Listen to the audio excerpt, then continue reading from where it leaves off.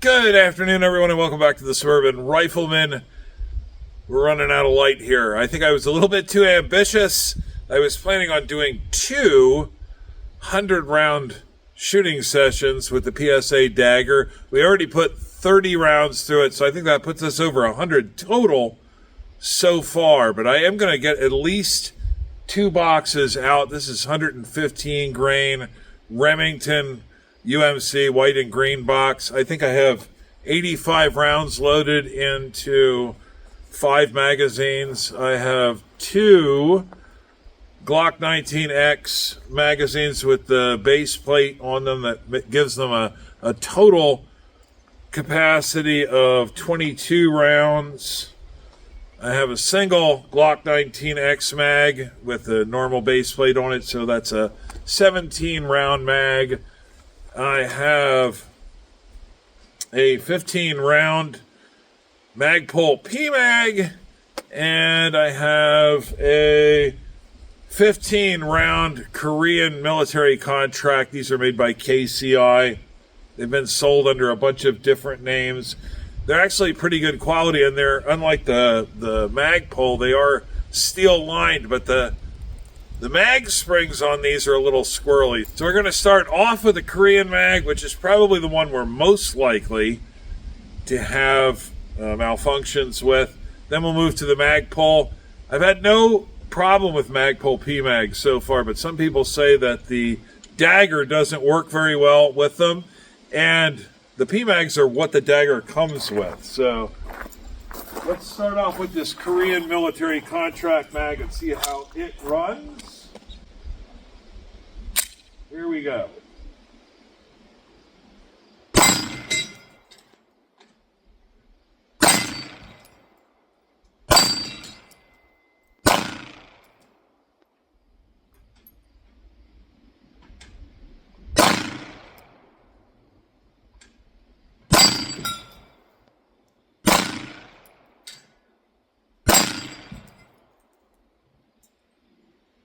Not a perfect run on the Texas Star, but not too bad.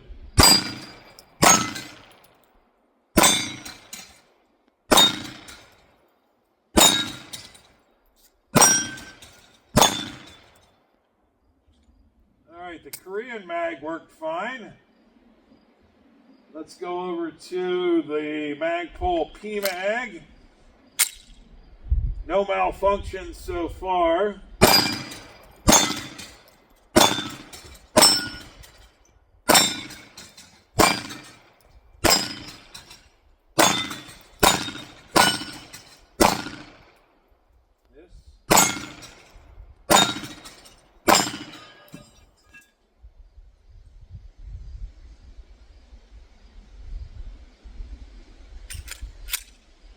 All right, I got to reset some steel.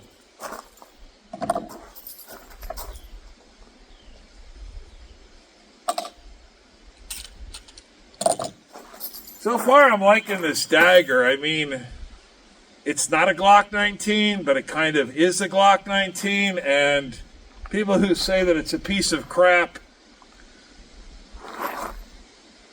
so far I'm not seeing it.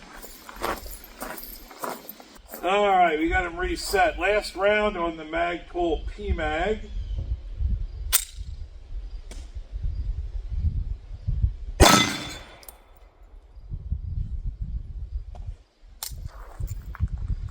Let's reset the camera so you can see all of these targets better.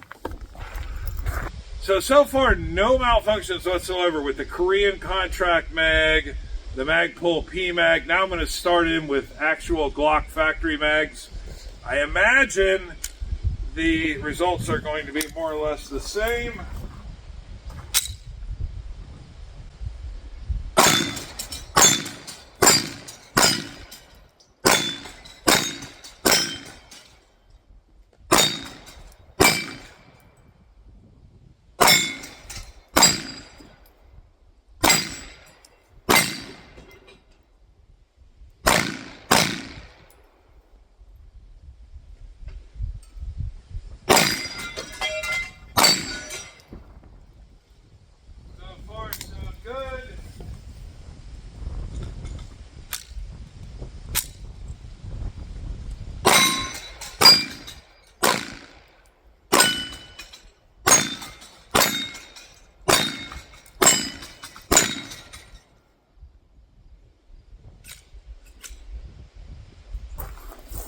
One thing I am noticing in this particular lighting condition about the Dagger is with these all blacked out sights,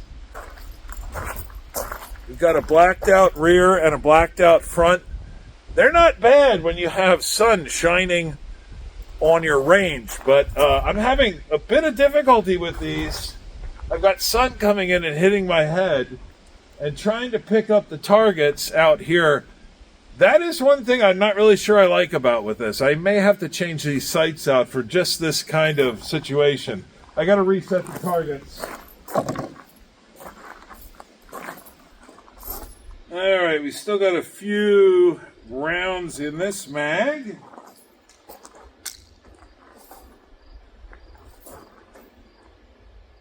Here we go.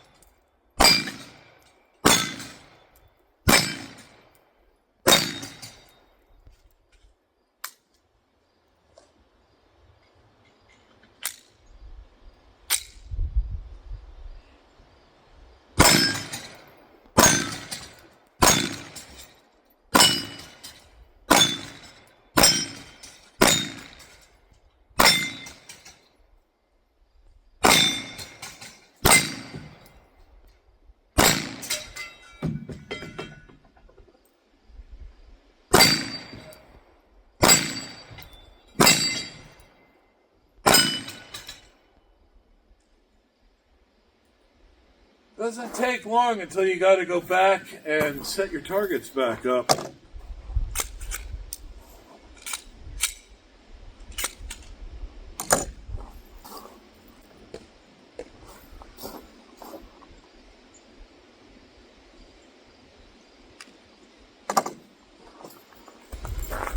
Alright, so I took that opportunity to reload one more Glock magazine. So this will make a perfect 100 rounds. I don't think we're going to have time for a second video. So I'm just going to finish this up and we'll do the wrap up at home. I'm going to take this pistol apart and take a close look at the inside and see how things are wearing. So catch you on the next one, guys.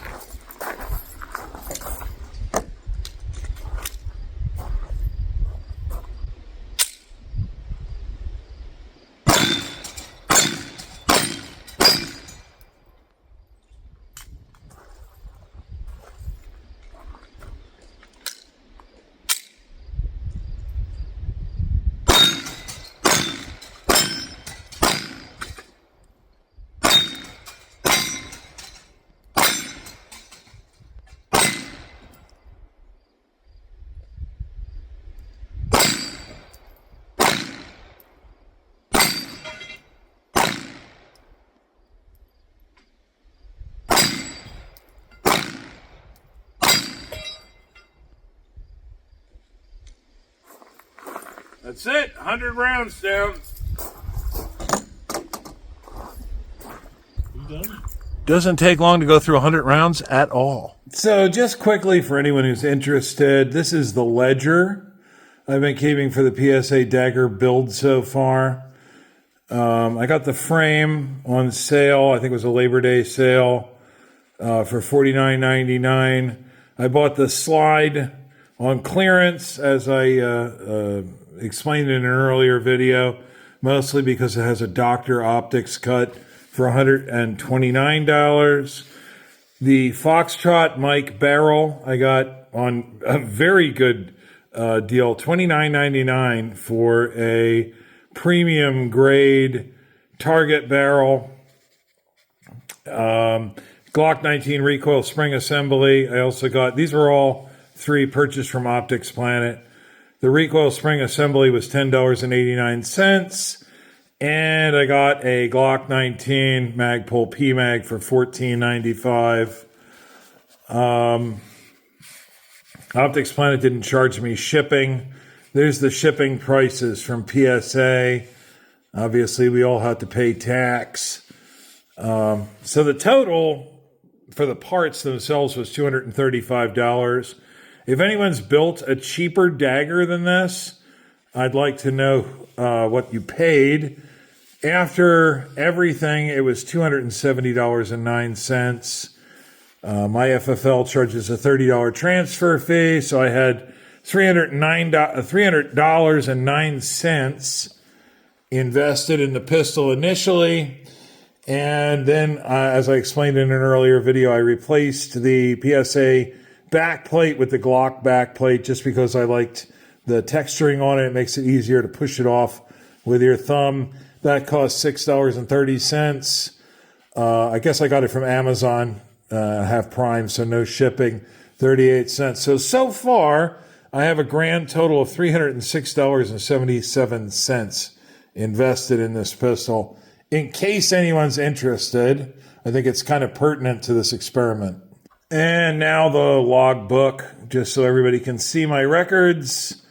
I fired the pistol for the first time on September 8th of 2024. We got 83 rounds of Remington green box out of it, and that was all I managed. Not because we were having problems with the pistol, but because I forgot to bring more ammo with me. I didn't bring what I thought I had brought.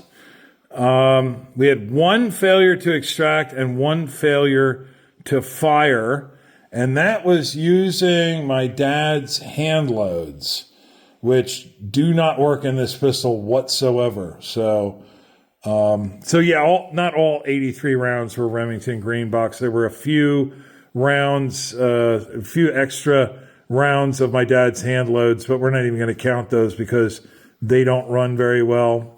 I did replace the back plate after that. When I took it apart to clean it, I decided I wanted a proper Glock back plate with thumb ridges on it.